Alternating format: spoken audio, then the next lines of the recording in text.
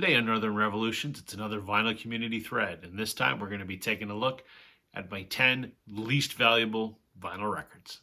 So stay tuned.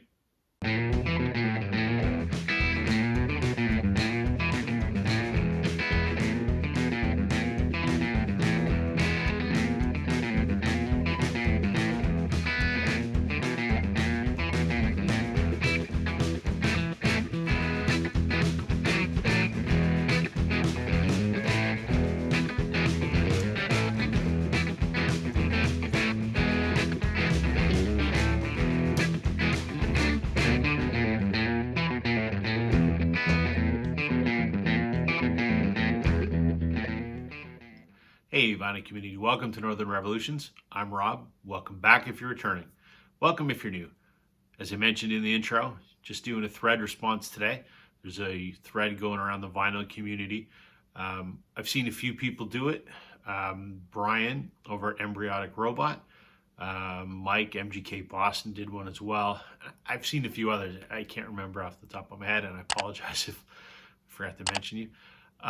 It's a thread where we show the 10 least valuable records in our collection. I did a video, I don't know, 4 or 5 months ago where I showed the 10 most valuable records in my collection as sort of dictated by Discogs, which is kind of the record database that everyone seems to use. So I thought it would be fun to take a look at my least valuable. I enjoyed watching the other guys do theirs. So here, let's get into it. The way that I did it is I went on to Discogs, I sorted my collection from least valuable to most, and I took the 10 least valuable based on the median selling price historically. I'm not including any records that don't have a selling price because they've never sold before, so those aren't included. I'm going to start from the 10th least valuable down to the least valuable. That makes sense. The most valuable of the least valuable down to the least valuable of the least valuable. So at number 10, the most expensive of the least expensive, Don McLean's American Pie. This comes in at a whopping median selling price of $5.23. I mean, everybody knows Don McLean and everyone knows the song American Pie. I bought this album because of the song American Pie. When I was a teenager getting into music and I discovered this song, I thought it was brilliant. And like everyone else, I was mesmerized by what the lyrics were. Tried to figure it out. This was pre-internet days. So yeah, it was a lot of fun. So I only have this because of American Pie. I've seen Don McLean in concert and he was fantastic. But Don McLean's American Pie. Number 9 was a recent pickup, Loverboy's self-titled album from 1980. Fantastic 80s rock record. The Kid Is Hot Tonight and Turn Me Loose are the singles that are off of here. Mike Reno, what a great front man.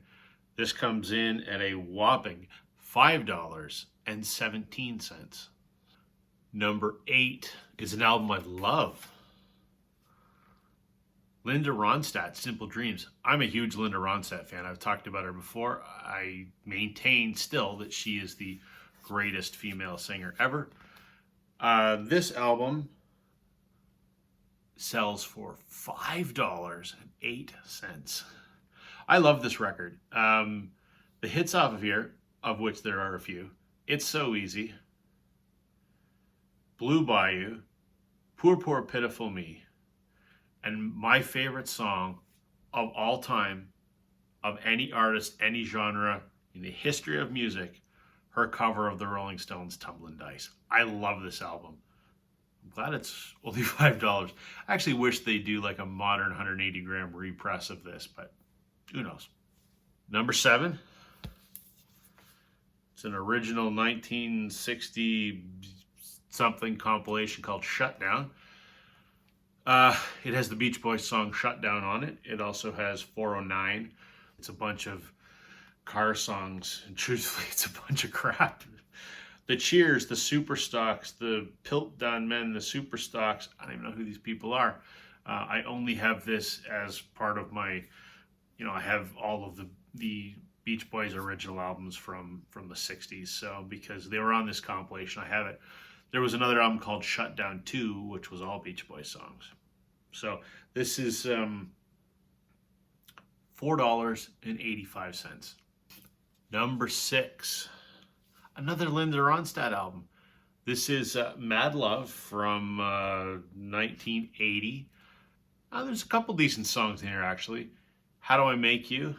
And I Can't Let Go. I think those are great songs. I think they were singles for her. But yeah, this album comes in at $4.71. Number 5, John Cafferty and the Beaver Brown Band, Tough All Over from 1985.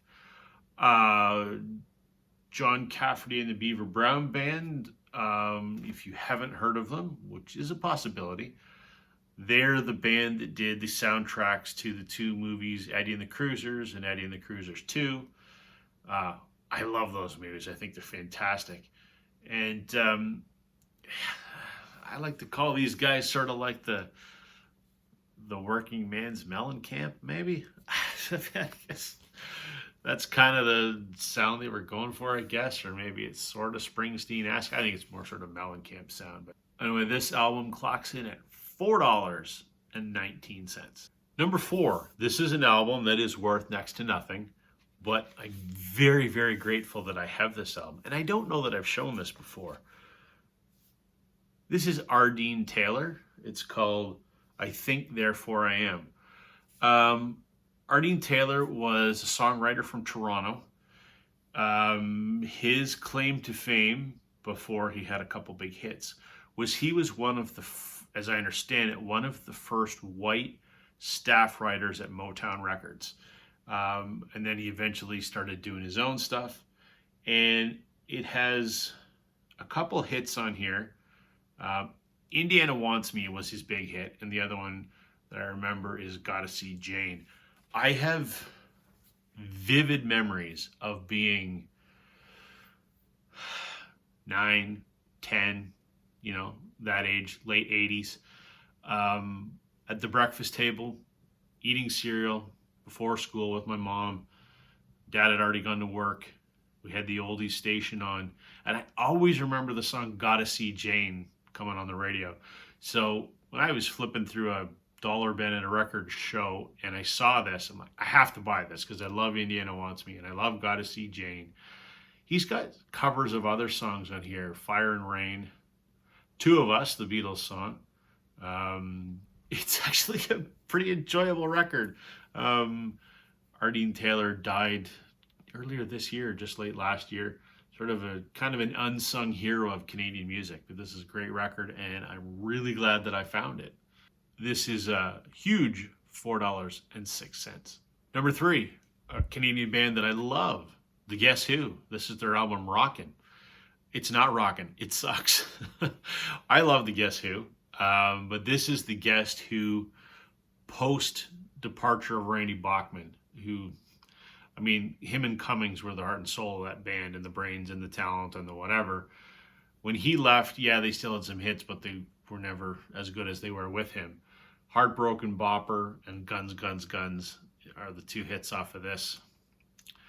It's fine. It sounds like The Guess Who, but I mean, it doesn't hold a candle to stuff like These Eyes, New Mother Nature, those kind of songs. So this is $3.96. Number 2, another band that I really, really love, Red Rider. This is their album Breaking Curfew from, 1984, I think. This guy here is Tom Cochrane. They would later be called Tom Cochrane and Red Rider, which they still are to this day. They're still touring and playing. Coming to my hometown next month. I'm debating about going. Tom Cochrane, people should probably know. Huge here in Canada, but in the States, I mean, Life is a Highway, I think was his big one. There's a bunch of other hits, but I just don't know how successful they were.